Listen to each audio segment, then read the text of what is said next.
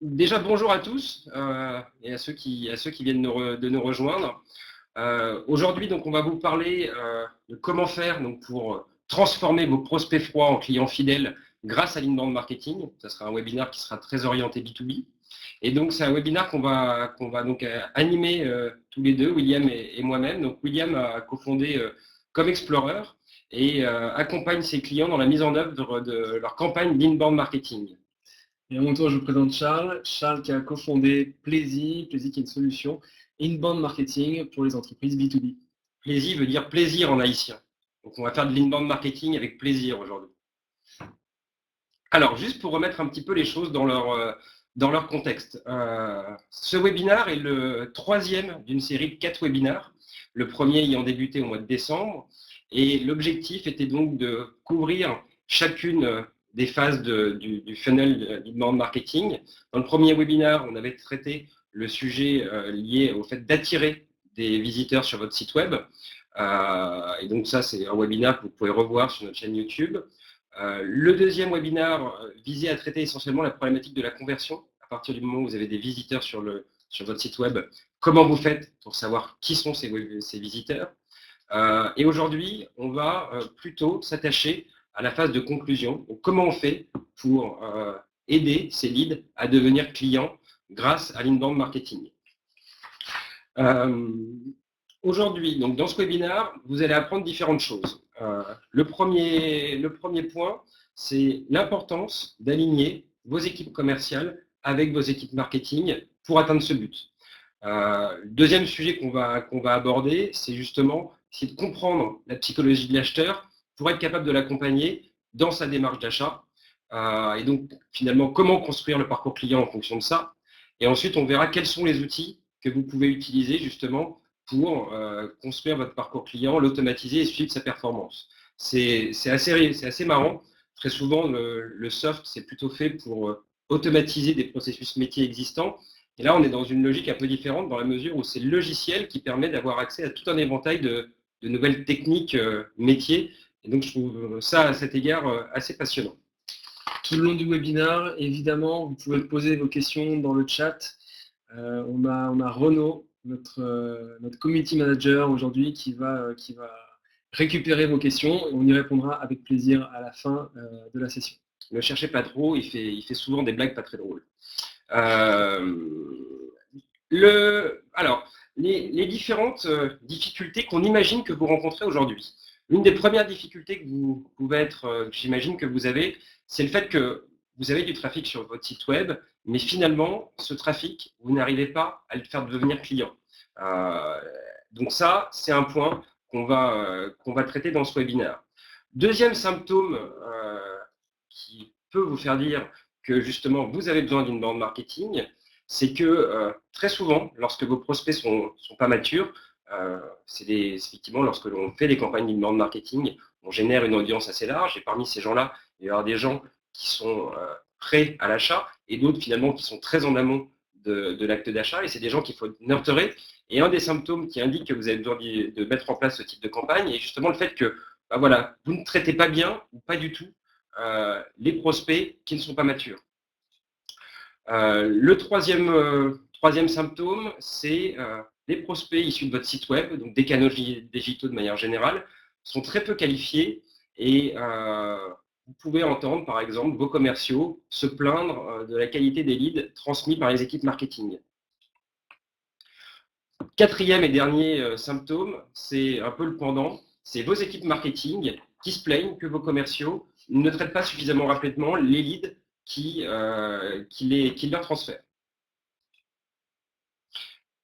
William, à toi.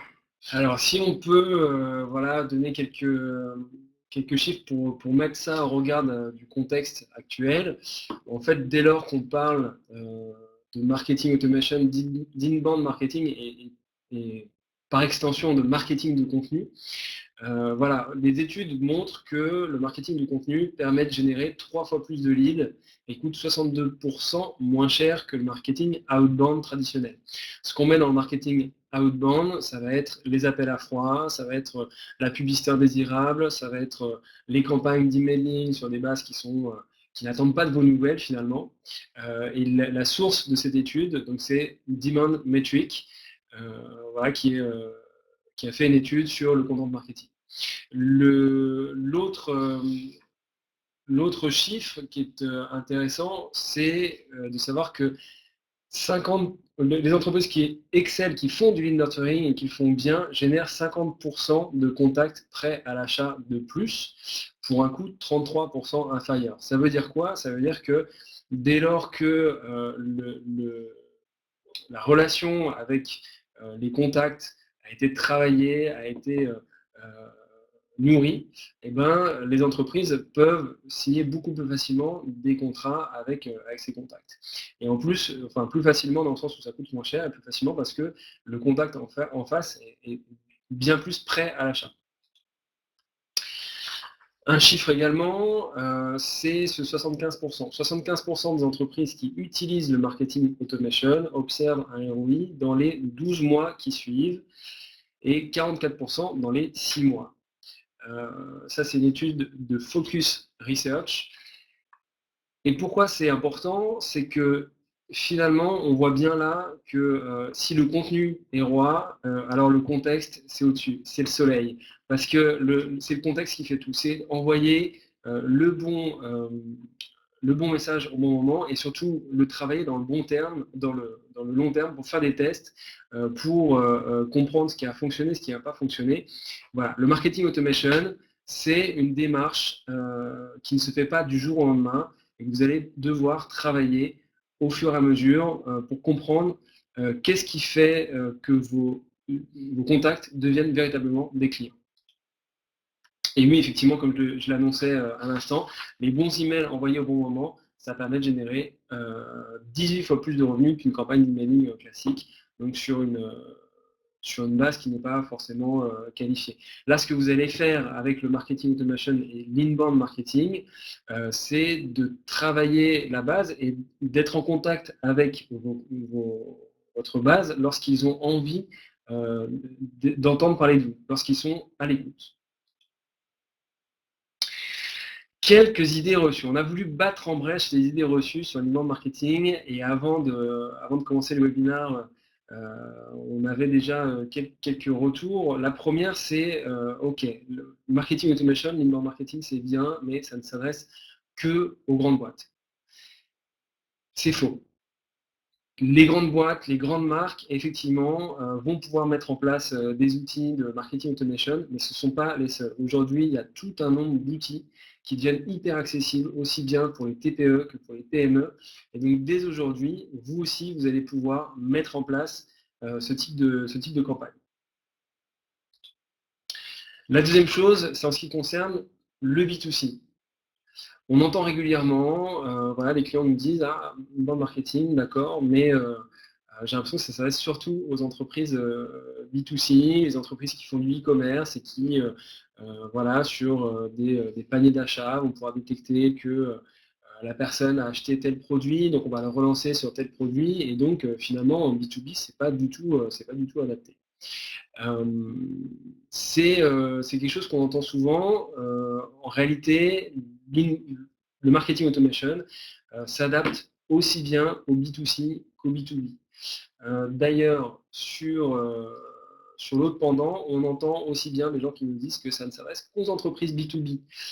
C'est une idée reçue, encore une fois, en fait, ce qui compte, c'est pas du tout de savoir si on s'adresse à un marché B2C ou B2B, mais plutôt de savoir comment est-ce qu'on qualifie une relation d'humain à humain, de savoir comment est-ce qu'on va engager ce contact qui ne nous connaît pas, que nous ne connaissons pas, à devenir plus proche de notre offre, de nos services, de notre entreprise, de la même façon que vous allez pouvoir vous rapprocher de lui pour comprendre davantage ses besoins et lui apporter une réponse adaptée. La dernière chose, ça concerne le contenu. Bien évidemment, quand on parle de marketing de contenu, souvent les personnes en face nous disent bah oui, mais sauf que j'ai pas le temps, ça demande de faire énormément de contenu si on veut être visible. Il vous faudra du contenu, c'est sûr. Il n'en faut pas des tonnes. Ce qu'on privilégie dans l'inbound marketing, c'est bien plus la qualité que la quantité. Retenez bien ça, parce que finalement, le bon contenu, juste ce qu'il faut, c'est ce qu'attendront vos contacts et c'est ce que demanderont vos futurs clients pour avoir envie de s'engager avec vous. Donc si on parle de marketing automation, c'est que vous avez probablement déjà créé du contenu. Ce contenu, peut-être vous l'avez mis en place sur un blog, vous avez commencé à mettre en place des call to action, que vous avez déployé des landing pages, optimisé le parcours client de votre site, vous avez suivi différentes bonnes pratiques et vous avez bien fait. D'ailleurs, à ce propos, comme le disait Charles en introduction, on en est au 3e webinaire aujourd'hui de la série de 4. Les 2 précédents traitaient de savoir comment doubler le trafic de son site, comment générer des leads B2B grâce à des landing pages. Donc voilà, donc aujourd'hui, on va traiter de savoir, une fois qu'on a acquis ce trafic, une fois qu'on a commencé à bâtir sa base de contact et qu'on a commencé à générer du contact, comment est-ce qu'on fait pour les transformer en clients fidèles? Et ça tient en un seul mot, le lead nurturing. Le lead nurturing, c'est quoi? D'abord, qu'est-ce que c'est qu'un lead? Pour mettre tout le monde d'accord sur la définition du lead, un lead, c'est une opportunité commerciale. Ça veut dire que vous avez en amont un contact, vous avez encore avant un inconnu, c'est-à-dire que c'est une personne que vous ne connaissez pas. Un contact, à la rigueur, c'est une personne où vous avez peut-être l'adresse email ou un numéro de téléphone, vous savez la recontacter. Un lead, une opportunité commerciale, c'est une personne qui potentiellement peut être intéressée par votre offre et vos produits. Donc le lead nurturing, c'est l'acte, c'est la façon de guider cette opportunité commerciale pour en faire un prospect et au final un client. Donc c'est l'emmener du point A, de savoir qu'il est en relation avec vous, qu'il s'intéresse un petit peu à ce que vous faites, et l'emmener au point B, c'est-à-dire le transformer en client véritable, acheteur de vos solutions. Alors, pour illustrer ça, C'est une copine à toi? Non, c'est une fan de Justin Bieber. D'accord. Pour dire la vérité, voilà, c'est une fan de Justin Bieber qui avait fait une vidéo sur YouTube qui faisait un peu peur, qui avait été repris dans des mèmes sur Internet et voilà, juste, je trouve que l'expression de son visage était assez parlante. C'est que quand on parle de lead nurturing, voilà, j'aimerais juste revenir à des concepts de base, des concepts simples.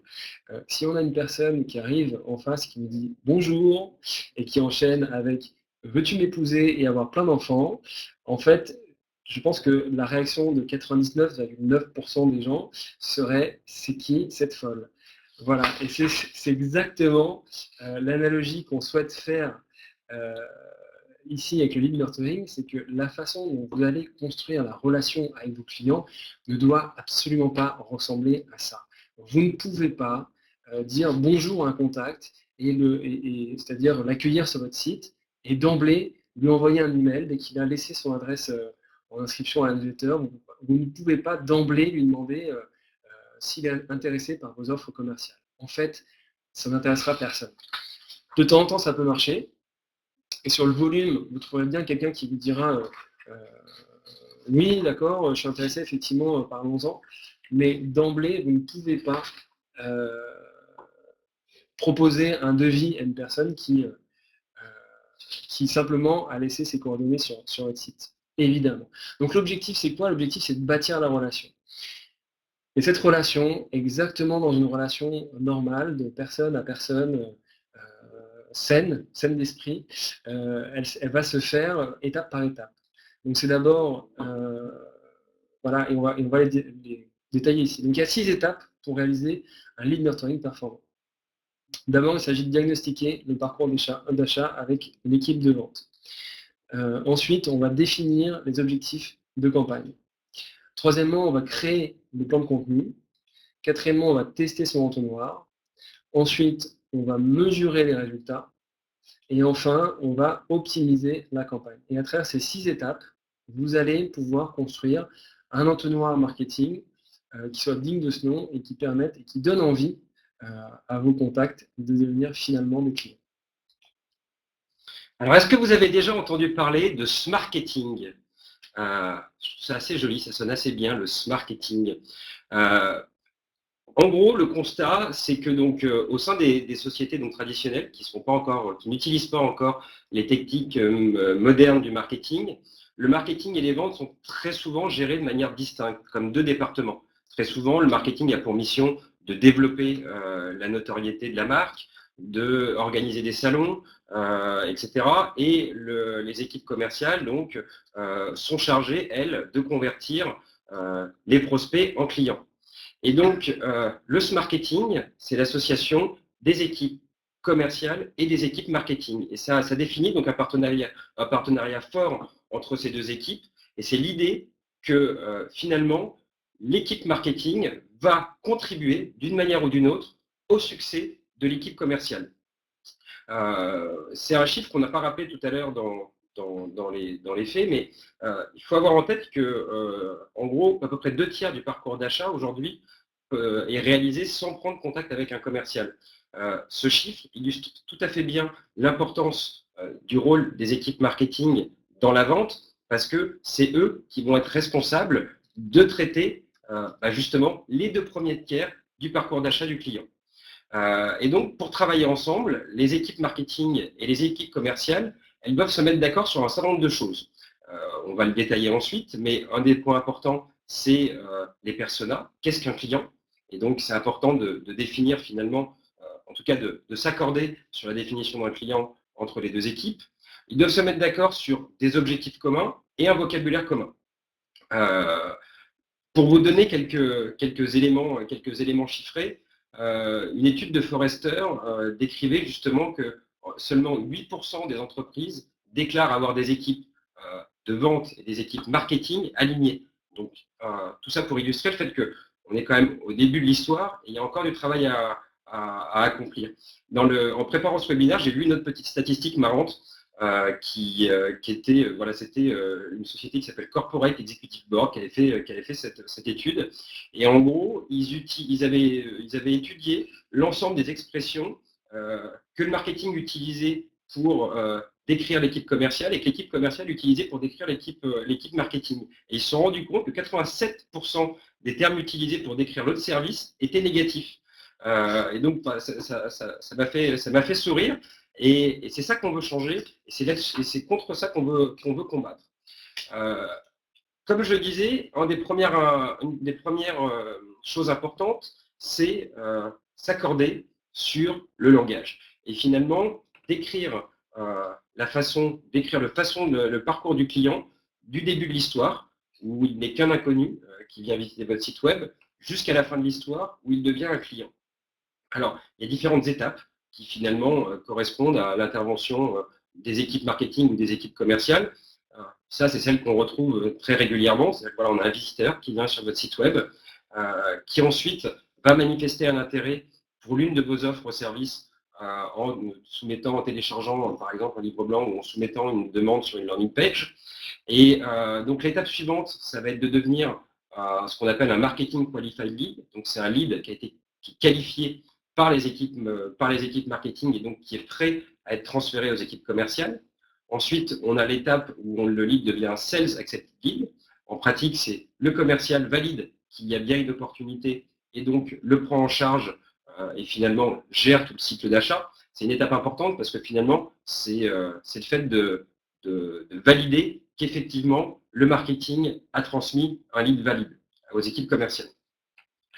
Un autre point important, c'est se mettre d'accord sur des objectifs communs.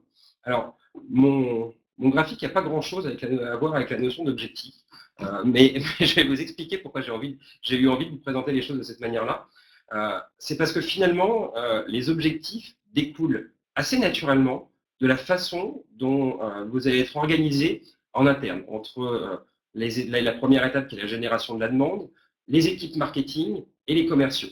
Ça, c'est un schéma qui résume en gros la best practice en termes d'organisation pour le traitement, la génération de leads, leur traitement et la conversion des leads en clients. Très souvent, il y a une première étape donc, qui est la génération de la demande. Ça va être du marketing entrant, donc de l'inbound marketing. C'est les campagnes qu'on décrivait tout à l'heure. Il peut y avoir une partie de marketing sortant. C'est important d'avoir en tête que peut faire du marketing entrant et du marketing sortant. Les deux ne s'opposent pas. Et très souvent, le marketing entrant est très bien au début d'une aventure parce que l'inbound marketing, c'est quelque chose qui met un petit peu de temps avant de produire des résultats. Et donc, le fait de faire du marketing sortant dans un premier temps permet finalement d'être cohérent, enfin voilà, de générer des leads très rapidement. Une fois qu'on a généré de la demande, les équipes marketing vont mettre en place des programmes de lead nurturing pour justement élever ces leads. Donc c'est là où intervient le marketing automation. Les leads, donc, il y a tout un ensemble de leads qui vont être prêts à être qualifiés, donc qui sont qualifiés par des téléprospecteurs, des commerciaux sédentaires, ça dépend un petit peu de la manière dont vous pouvez être organisé. Et ensuite, les téléprospecteurs potentiellement génèrent eux-mêmes leurs propres leads via des actions de marketing sortant. Ces leads-là sont ensuite transférés aux commerciaux qui donc traitent les leads générés par les équipes marketing, mais qui sont aussi responsables de générer des leads pour eux-mêmes. Et donc, finalement, si on reprend un petit peu, on regarde un petit peu cette organisation, le commercial in fine, il va traiter des leads amenés par le marketing et des leads qui va se générer lui-même en faisant de l'élevage de comptes, ce genre de choses. Et donc, ce qui est important d'être capable de définir, c'est quelle finalement part des leads que le commercial doit traiter doit être amenée par les équipes marketing. Les campagnes d'inbound marketing, elles ont ni plus ni moins comme objectif d'augmenter le chiffre d'affaires de vos entreprises. Et donc, vous allez vous fixer un objectif en termes de chiffre d'affaires pour une année. En fonction du revenu moyen par client, ça va vous donner le nombre de clients à signer sur l'année. Et en fonction soit de taux de conversion liés, issus de benchmark, soit encore mieux grâce à vos données de conversion, vous allez être capable de définir le nombre de leads qui seront nécessaires pour atteindre votre objectif.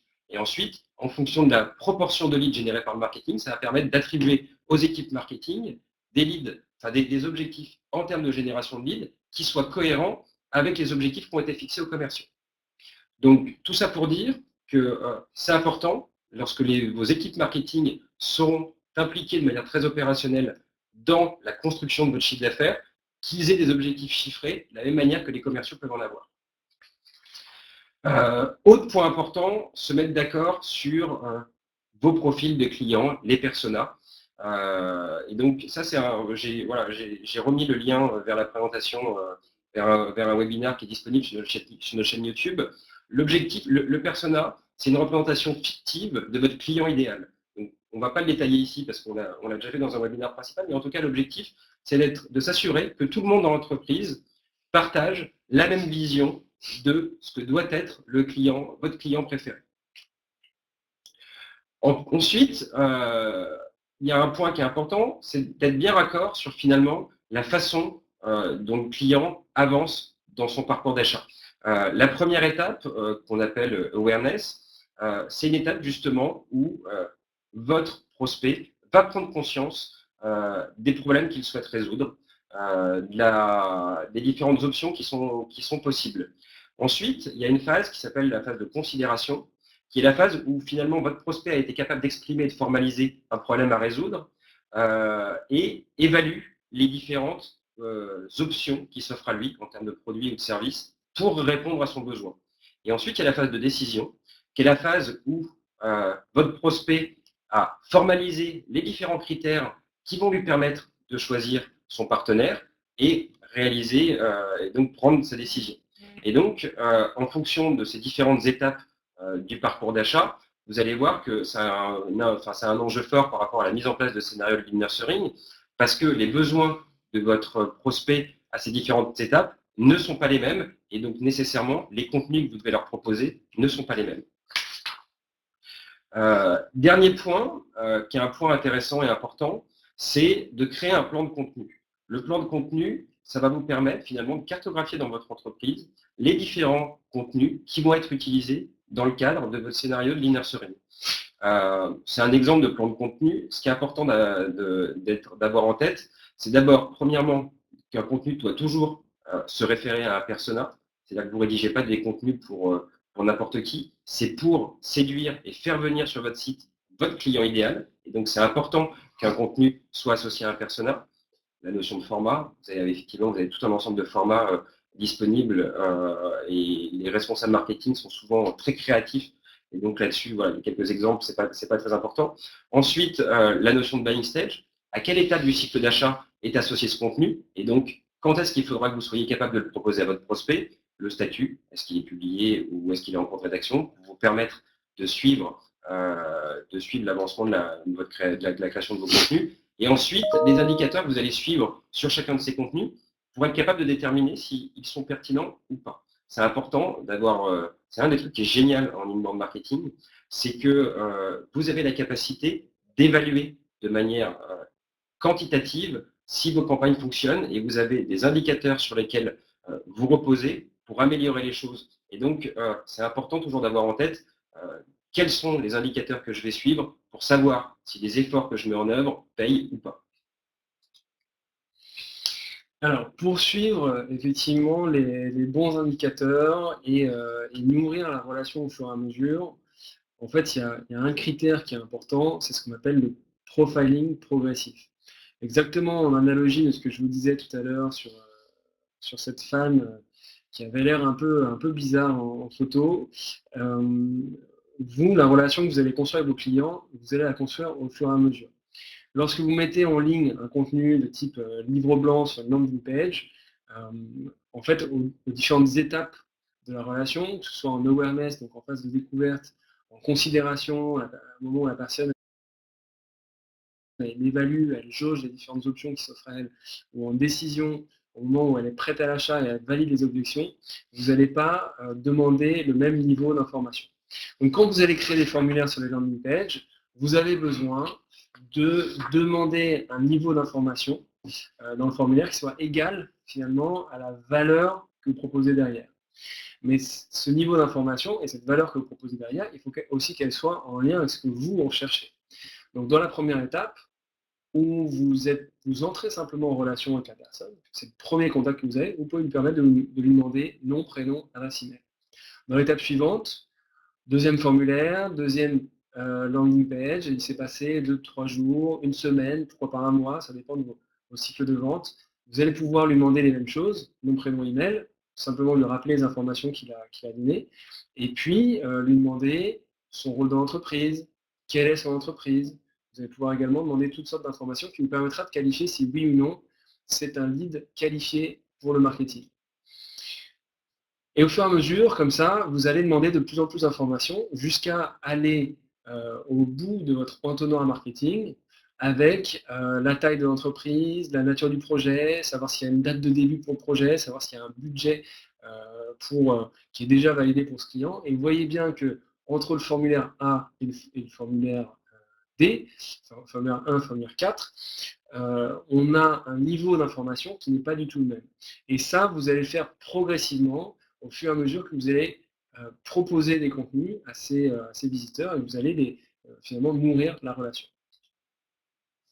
À quoi ça va vous servir? Ça va vous servir tout simplement à créer des listes, à qualifier quelles sont les personnes qui s'engagent sur votre site les unes par rapport aux autres. À savoir, dès que sur un champ formulaire, vous allez demander quelle est la fonction, si la personne vous répond « je suis un patron, je suis un directeur marketing » ou « je suis un étudiant », vous n'allez pas le qualifier de la même façon, parce que derrière, vous n'allez pas le relancer de la même façon. Admettons que ici, dans cet exemple, vous êtes une entreprise qui s'intéresse, qui a principalement deux cibles dans l'entreprise qui sont le directeur et le directeur général et patron et directeur marketing. Dans ce cas-là, vous savez que liste 1 ici et liste 2 sont qualifiés pour continuer à nourrir la relation et demander d'autres choses. Et l'étudiant, soit vous avez décidé de mettre en base parce que vous êtes en recherche de stagiaires, vous pouvez aussi utiliser l'inbound marketing pour faire de la recherche de stagiaires, soit il s'agit de sortir de votre entonnoir et donc ne pas faire de la relance sur cette personne qui n'achètera jamais votre solution et qui ne sera jamais intéressée par vos offres.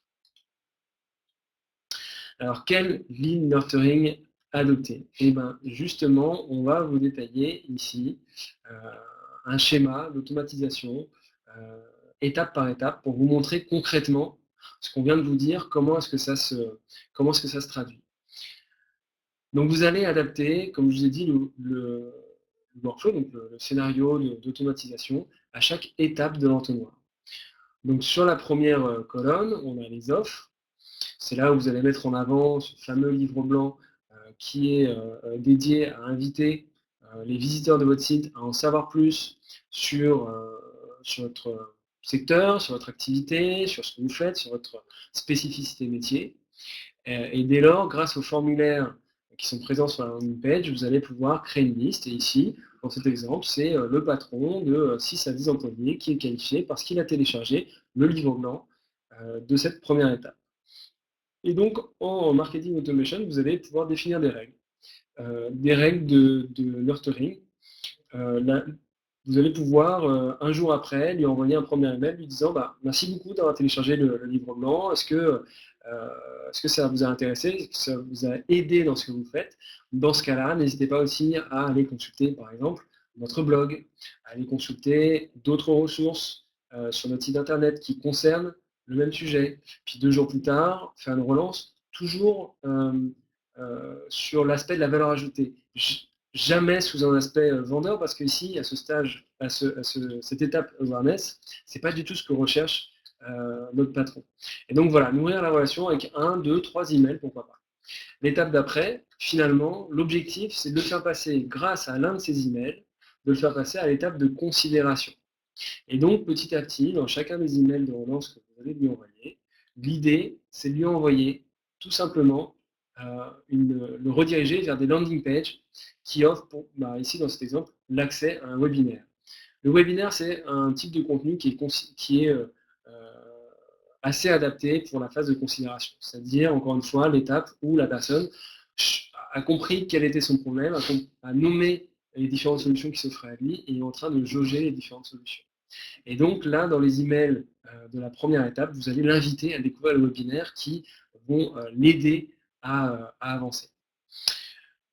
Dès lors, vous l'avez qualifié, vous allez pouvoir lui demander davantage de choses, vous allez pouvoir lui proposer de découvrir des nouveaux contenus. Et puis l'objectif nouveau, c'est de le rediriger petit à petit vers son étape de décision. Encore une fois, il faut l'aider. Il faut l'aider à avancer, il faut l'aider dans son projet. Ne le faites jamais de façon commerciale. Faites-le de façon ciblée. Contextualisez les choses avec son nom, son prénom, le nom de l'entreprise. Montrez-lui que vous avez compris son besoin, compris quel était son problème et que vous allez l'aider à le résoudre. Et de cette façon, jamais vous serez considéré comme un spammer parce que vous lui apporterez de la valeur ajoutée constante dans la façon dont vous allez lui adresser la parole. Et donc au final, c'est qu'au bout de ce tunnel de conversion, vous arriviez à le qualifier en tant que lead qualifié pour les ventes et donc de rediriger cette opportunité commerciale à l'équipe de vente. On a l'habitude, dans la construction de ces workflows, on a l'habitude de suivre deux indicateurs qui vont vous permettre justement de savoir où est-ce que en est l'utilisateur, enfin le prospect dans le cycle d'achat, sont le scoring comportemental et le scoring démographique. Alors le scoring démographique, ça permet de savoir finalement à quel point le prospect que vous avez en face de vous est dans votre cible ou pas. Si par exemple vous vous adressez qu'aux entreprises de plus de 1000 salariés, si quelqu'un fait une demande sur votre site et dit qu'elle est entre 1 et 10 salariés, elle va avoir un score démographique assez faible parce que ça ne correspond pas à votre cible prioritaire. L'autre élément important, c'est justement le scoring comportemental qui va être là pour quelque part évaluer votre avancement dans le parcours d'achat. Très souvent, on associe justement un nombre de points à ces contenus en fonction de l'étape à laquelle le contenu est rattaché. On va mettre assez peu de points sur un contenu de type awareness parce que à ce stade-là, le fait qu'un prospect consulte ces contenus-là ne signifie pas que c'est un prospect potentiel. En revanche, un contenu type consideration va rapporter plus de points, etc. Et c'est grâce justement aux différentes, c'est grâce au scoring qui augmente progressivement, que vous allez être capable de suivre votre prospect dans ces différentes phases de son cycle d'achat.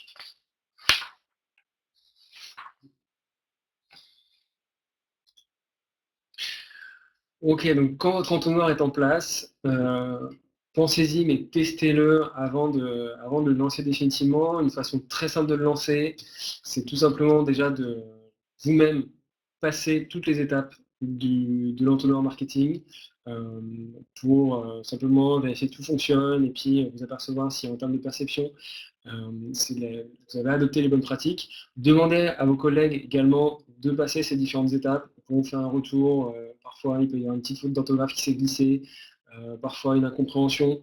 Ces premiers retours, ils sont essentiels pour vous. Et ce que vous pouvez faire également, ce qu'on fait régulièrement, c'est de tester d'abord sur un échantillon de la base avant de déployer ça à tout le monde et de le rendre public sur le site internet. Donc n'oubliez pas ces bonnes pratiques qui pourront vous permettre voilà, d'avoir un entonnoir vraiment affiné. Et de toute façon, ce test, cette optimisation, elle se fait sur le long terme. Alors, petite question, est-ce que vous êtes prêt à avoir un workflow qui soit encore plus avancé, qui soit encore plus poussé pour vous montrer un petit peu ce que c'est un workflow inbound marketing? William avait très peur de vous montrer ce slide parce qu'il il trouve qu'il fait peur. Allez, go. Voilà ce à quoi peut ressembler un workflow qui, pour les professionnels, ça reste assez simple. Mais finalement, on voit la vue d'ensemble où à gauche, on a le trafic, les losanges, les 3 losanges au centre, c'est les différentes étapes, awareness, considération, décision. Et entre chaque étape, en fait, on va nurturer le lead. Et la seule chose qu'il faut retenir d'ici, c'est si un lead ne passe pas d'une étape à une autre, alors ça veut dire qu'il n'est pas qualifié et donc lui, il pourrait l'abonner à la newsletter.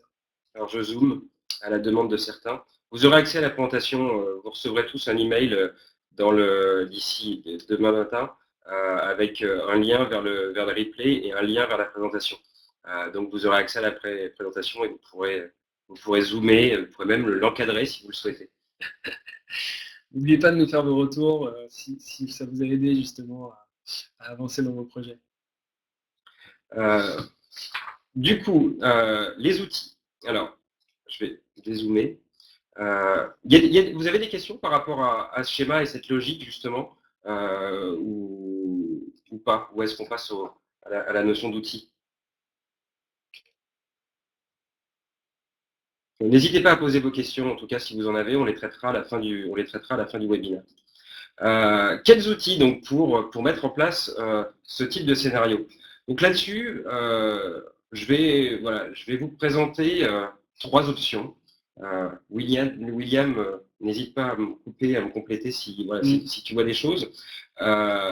Une première option, c'est Mailchimp. Mailchimp, donc c'est un outil de construction de newsletter que vous connaissez tous et qui a ajouté une brique automation à son offre. C'est assez récent, qui va vous permettre de construire des scénarios relativement simples. Ce qui est intéressant dans Mailchimp, c'est que l'approche de construction des scénarios reste aussi simple que celle de la construction d'un email. C'est effectivement un outil qui est facile à prendre en main. L'inconvénient d'un outil type Mailchimp, c'est que finalement, vous n'allez pas être capable de gérer l'intégralité de votre chaîne et de votre campagne d'inbound marketing. Généralement, dans un outil d'inbound marketing, vous allez retrouver plusieurs choses. Vous allez retrouver toute une partie liée à la publication de vos contenus, c'est-à-dire comment vous faites pour rendre vos contenus disponibles à l'ensemble des visiteurs de votre site web. Donc ça passe par la création de formulaires, la création de landing page. Ensuite, on retrouve généralement toute une brique promotion qui va vraiment être liée à la mise en avant de vos contenus. Donc la promotion peut se faire soit sur des canaux digitaux, soit sur des réseaux sociaux type Facebook, LinkedIn, Twitter, etc. Vous allez pouvoir construire des campagnes email pour promouvoir un nouveau livre blanc, par exemple, auprès d'une cible existante. Vous allez pouvoir construire des call to action qui seront placés sur votre site web, dans vos articles de blog, pour inciter vos prospects à aller à télécharger ce contenu, pouvoir trouver aussi éventuellement de la construction de campagnes de liens sponsorisés. Ensuite, il y a toute une gestion des contacts et de tracking des contacts, de scoring des contacts qu'on ne retrouve pas dans un Mailchimp.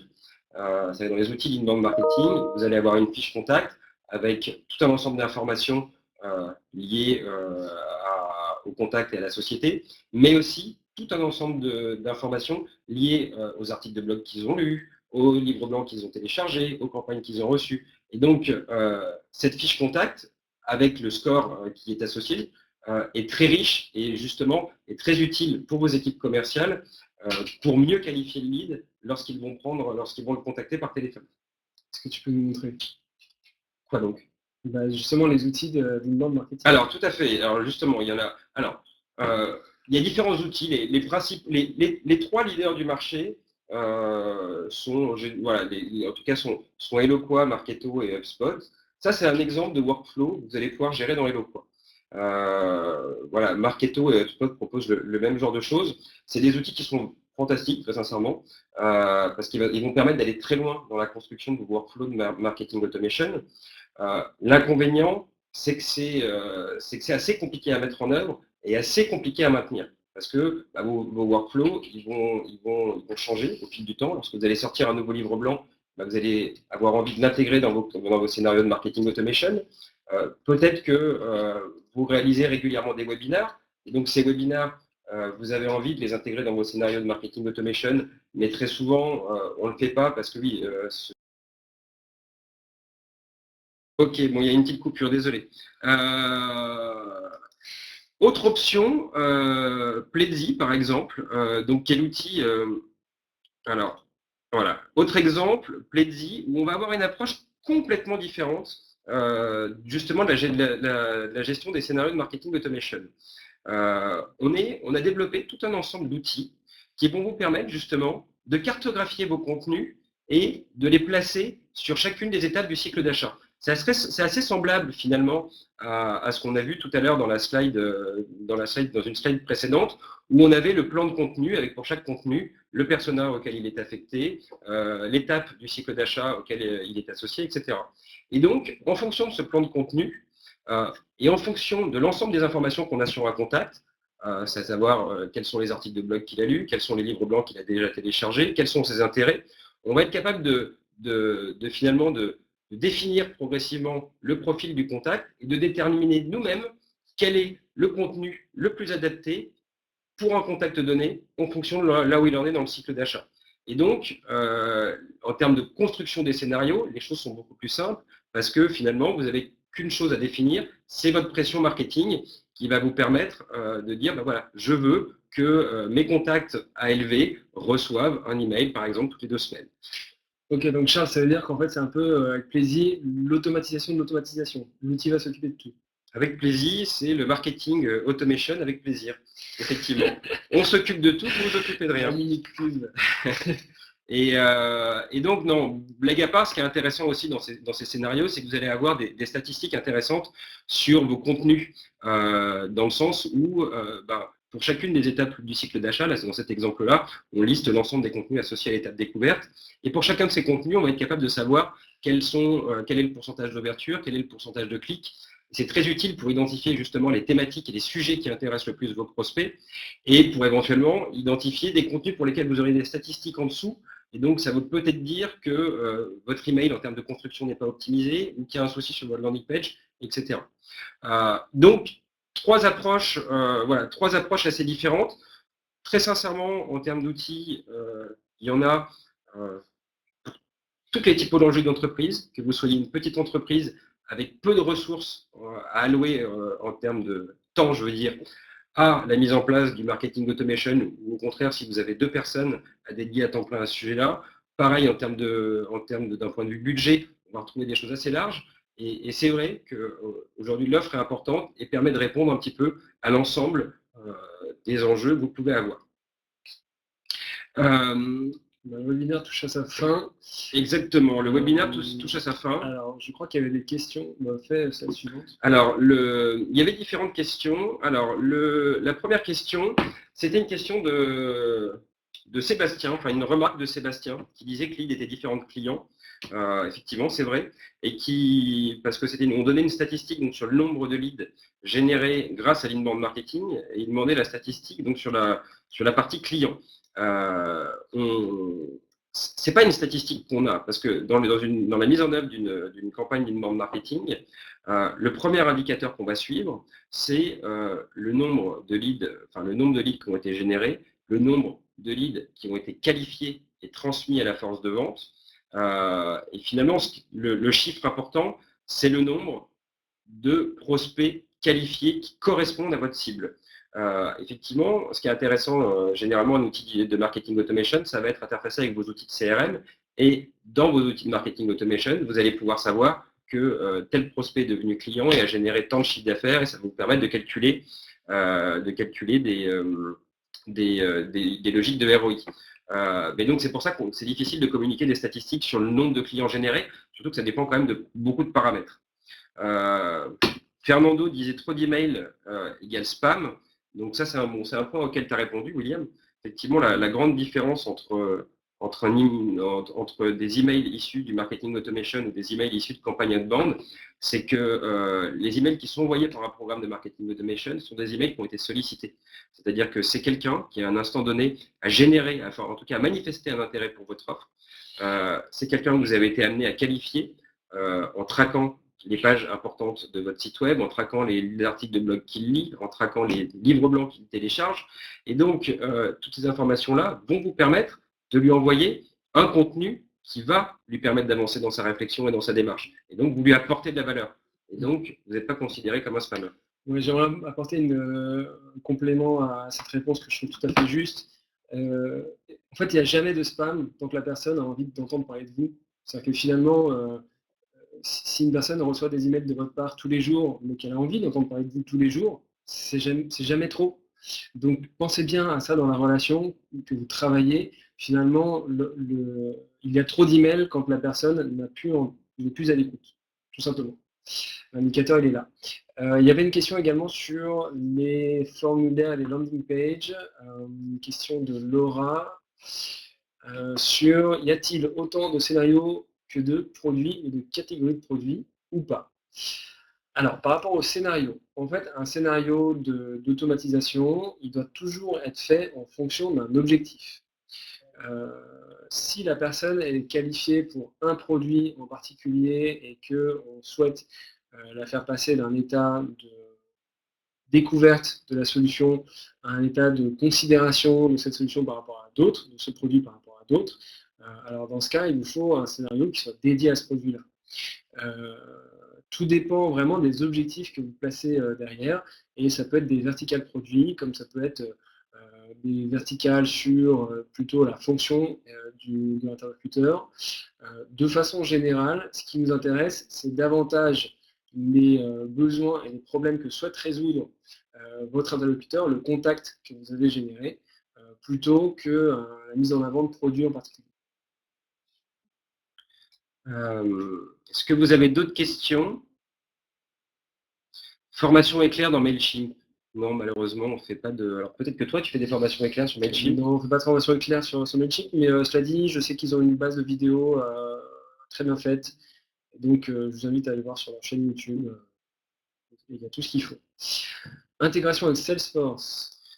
Alors, quelles interfaces avec le CRM? Effectivement, c'est très important. Enfin, une des clés de la réussite de la mise en œuvre d'un outil de marketing automation, c'est le fait que l'outil que vous allez choisir soit intégré avec votre CRM. Parce que c'est très important déjà que vous puissiez fournir en temps réel de l'information à vos commerciaux. Généralement, les commerciaux ne sont pas utilisateurs des outils de marketing automation, ce sont des outils qui sont utilisés par le responsable marketing. Et lorsqu'un lead est qualifié, il est envoyé au CRM. Si on parle de Salesforce de manière très concrète, lorsqu'un lead est qualifié, par exemple dans Pledzi, on crée une piste Salesforce et le commercial prend en charge justement le prospect dans le module de gestion des pistes. Il y a un deuxième point qui est important, c'est le feedback qu'on va être capable d'avoir. Parce que un prospect, c'est important de savoir s'il y a une proposition commerciale qui a été réalisée, pour quel montant, et est-ce que la vente a été signée ou pas. Et donc, ça permettra, au niveau de la solution de marketing automation, de savoir quelles sont les actions qui finalement génèrent le plus de clients final. Parce que générer des leads, c'est bien. Ce qui est important, c'est de générer des clients et de générer du chiffre d'affaires. Les différentes, alors on pose des questions donc sur quelle interface avec le CRM ou Pledzi en natif, s'interface avec quoi. On a développé tout un ensemble de connecteurs Zapier. Alors, je ne sais pas si Zapier, c'est une solution que généralement les marketeurs connaissent assez bien. C'est un outil qui permet de gérer des interfaces de manière assez simple entre différentes solutions et donc de manière native. Pleddy propose une interface avec les principaux CRM du marché. On retrouve Salesforce, on retrouve Base CRM, on a Pipedrive.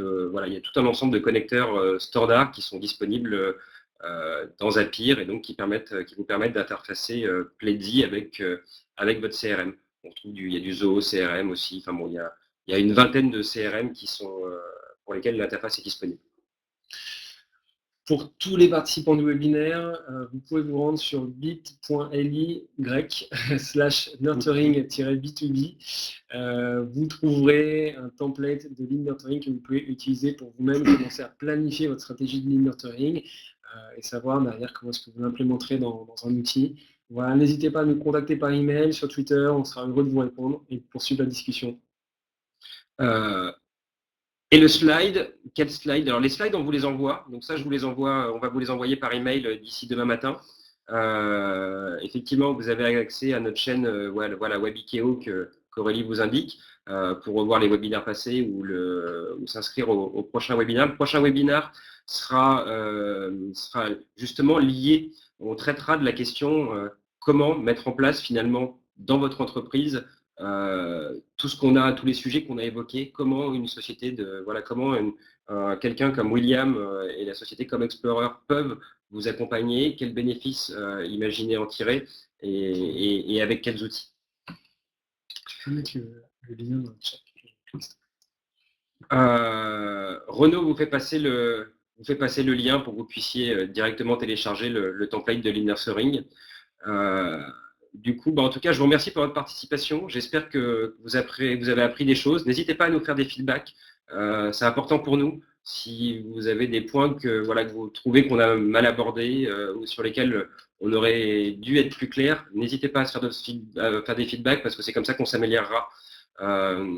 J'ai vu passer que je parlais un petit peu vite. Effectivement, je parle souvent un peu vite. C'est quelque chose qu'on me dit de manière assez récurrente. Mais en tout cas, merci à vous tous. Et n'hésitez pas à revenir vers nous. Mais je crois qu'en fait, je vais vous l'envoyer le lien parce que Renaud avait faim, il est parti manger. Hop là.